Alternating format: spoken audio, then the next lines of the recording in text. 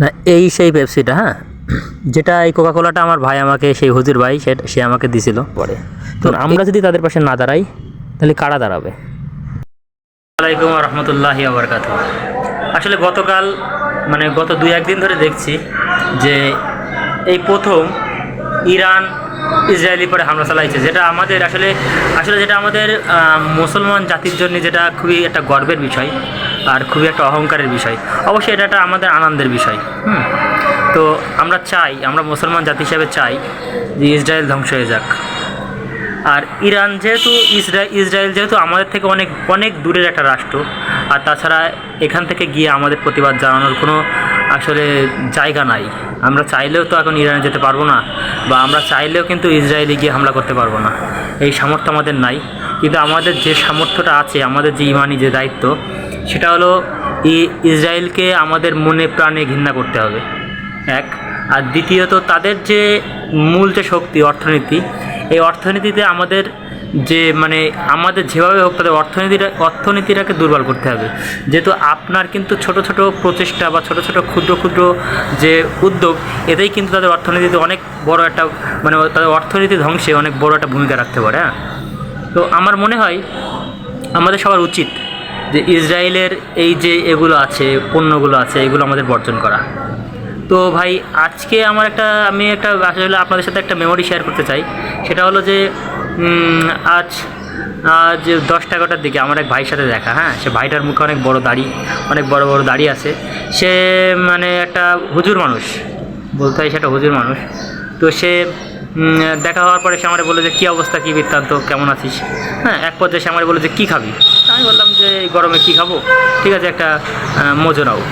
তাই সে মোজো না নিয়ে সে আমার হাতে ধরাই দিল একটা পেপসি। হ্যাঁ, তো আমি আসলে খুবই অবাক হয়ে গেলাম।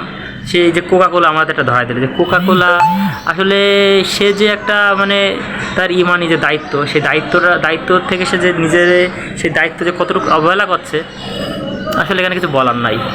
আর সেই পেপসিটা মানে সেই কোকাকোলাটা আমার হাতেই রয়েছে, আমি নিয়ে আসতাম কিন্তু সেটা খাইনি। কারণ আসলে এটা আমার মানে মনে হয় যে এই জিনিসটা খাওয়া আর আমার ভাইদের মানে প্যালেস্তাইনে আমার যে ভাইরা আছে তাদের রক্ত খাওয়া সমান কথা। সুতরাং এই জিনিসটা আসলে আমার গলা দিয়ে নামবে না ভাই, এই জিনিসটা আমার গলা দিয়ে নামবে না। না, এই সেই পেপসিটা, হ্যাঁ, যেটা এই কোকাকোলাটা আমার ভাই আমাকে, সেই হুজুর ভাই, সে আমাকে দিছিল। তো এটা আসলে আমার এটা দেখলে কি মনে হচ্ছে জানেন? আসলে এটা দেখলে আমার মনে হচ্ছে যে এটা আসলে কোকাকোলা না, এটা কোনো কোমল পানীয় না, এটা হচ্ছে ফিলিস্তিনে যে আমার ভাই বোনেরা আছে তাদের রক্ত। আমি যদি এটা খাই, বিশ্বাস করেন মনে হবে আমি আমার ভাইদের রক্ত খাচ্ছি। এখন ভাই, এটা আপনি এই কোকাকোলা খাবেন কি না খাবেন সেটা আপনার ব্যক্তিগত ব্যাপার। তবে একজন মুসলমান হিসাবে আপনার ইমানি দায়িত্ব এই সকল পণ্যরে বর্জন করা।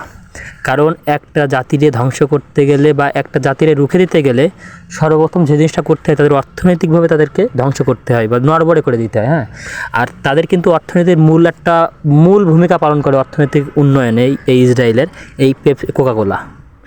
তো আমাদের উচিত এই কোকাকোলা, এই পেপসি, এই সবগুলো বর্জন করা। কারণ আপনি আল্লাহরে কিয়ামতের মাঠে আল্লাহর কাছে আপনি কী হিসাব দেবেন সেটা আপনার ব্যক্তিগত ব্যাপার। কিন্তু আমার জন্য ভাই, বা আমার পক্ষে এই পেপসি খাওয়া বা এই কোকাকোলা খাওয়া আমার পক্ষে সম্ভব না। আমি এটা পারবো না, কারণ আমি মনে প্রাণে ওই ইসরায়েলে ঘৃণা করি। এটা আমার ইমানি দায়িত্ব, আমি ইমান থেকে ওদেরকে ঘৃণা করি। সুতরাং এই জিনিসটা আমার পক্ষে সম্ভব না, এই জিনিসটা গ্রহণ করার। আর আমি যতটুকু চেষ্টা করি ওদের পণ্যগুলো আমি বর্জন করার চেষ্টা করি। কারণ এটা হচ্ছে আমার ইমানি দায়িত্ব, এটা আমার কর্তব্য। কারণ আমরা যদি সামান্য কাজটুকু করি, একটু হলেও কিন্তু ওদের ক্ষতি হবে, আর একটু হলেও কিন্তু ওই যে ফিলিস্তিনি আমার ভাই বোনেদের ওদের কিন্তু উপকার হবে। সুতরাং আমার সবার কাছে অনুরোধ যে আপনারা এই সকল পণ্যের বর্জন করুন ভাই। এই কোকাকোলা খেলে হয়তো আপনার এই গরমে আপনার তেষ্টা মেটবে ঠিকই, কিন্তু বিশ্বাস করেন এর থেকে কিন্তু এই কোকাকোলাটা যদি আপনি খান, আপনার এই যে ইসরায়েলিরা এরা কিন্তু 0.1% হলেও কিন্তু তারা অর্থনৈতিকভাবে তারা শক্তিশালী হবে।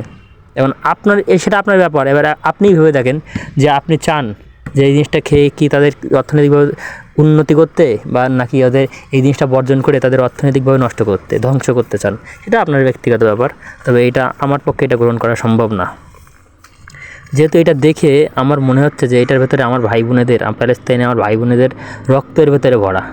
হ্যাঁ, সুতরাং এই জিনিসটা ভাই আমি গ্রহণ কখনোই করব না, কখনোই করব না, বা কোনো দিনও এটা আমার পক্ষে, এটা আমার আমার আমার আমার আমার আমার জেনে শুনে আমি এই জিনিসটা কখনো গ্রহণ করবো না। এটা আমার পক্ষে সম্ভব না, এটা আমার পক্ষে কখনোই সম্ভব না। আর আমার ওই ভাইটা যে কী চিন্তাভাবনা করে আমাকে দিল আমি বুঝতে পারলাম না। এটার আসলে কোনো মূল্য আমার কাছে নাই, এটার কোনো মূল্য আমার কাছে নাই। সুতরাং এই জিনিসটা আমি মন প্রাণ থেকে, মনের থেকে এই জিনিসটাকে আমি ঘৃণা করি, এটাকে আমি বর্জন করি মন থেকে। এবং আপনাদের সবারই উচিত এই জিনিসটারে বর্জন করা। আমরা সবাই মিলে প্রতিবাদ জানাই, আমরা সবাই মিলে প্রতিরোধ গড়ে তুলি, যেন আমার ভাইদের ওপরে যেন নির্যাতন তারা যেন করতে না পারে।